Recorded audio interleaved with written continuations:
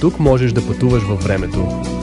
С едно внезапно решение да тръгнеш без посока, без план, само с желанието да оставиш всичко зад себе си. Студът на зимата вече е спомен, разтворен в далечината.